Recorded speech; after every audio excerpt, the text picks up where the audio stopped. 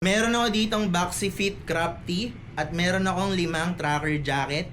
Ngayon, aalamin ko kung ano ang babagay na tracker jacket dito sa Boxy Fit Crop Tee na nabili ko sa TikTok. Ang brand nitong nabili kong Boxy Fit Crop Tee ay Specti MNL. For reference, 5'7 ako, 85 kilograms. And normally, size XL yung mga binibili ko na t-shirt. So, ito, size XL to. Yung fitting nito ay loose wide. Yung sleeves niya medyo mahaba ng konti. Tapos, yung pagka-crop niya, mababa lang ng konti sa waist. Crop pa din naman, mababa lang ng konti sa waist. Kung titingnan mo dito, meron siyang maliit na accent na etiquette ng Specti MNL. 200 GSM to, cotton poly blend. Mabilis din siyang matuyo compared sa mga 100% cotton. Kasi hindi naman to 100% cotton. Ngayon, alamin na natin kung ano yung babagay na tracker jacket dito sa Boxy Fit Crop Tee ng Specti MNL. Ito yung first tracker jacket natin. So, Levi's tracker jacket to na made and crafted.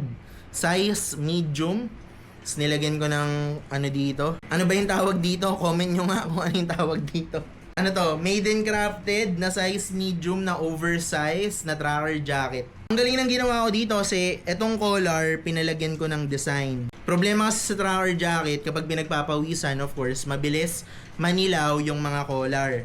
Kaya nagpalagay ako ng design so anytime pwede ko siya tastasin kapag medyo madilaw na. Dito, nagpalagay din ako ng maliit na accent. So, parang ewan ko, Japanese na geisha ata yung design nito. So, tingnan natin kung maganda tingnan. Maganda tingnan. Kung makikita mo, dito sa may, etong long sleeves niya, dito sa bandang dulo ng long sleeves, etong side lang yung pinalagyan ko ng design para at least medyo asymmetrical siya. Tapos, ito lang din yung may design. So, simple, pero maganda rin naman tingnan kahit papano. Siyempre, nag-complement yung sapatos ko tsaka itong black na t-shirt, kaya maganda rin naman siya. Tingnan nyo nga dyan kung ano yung pinakabagay na tracker jacket dito sa Boxy Fit Crop Tee ng Specti MNL.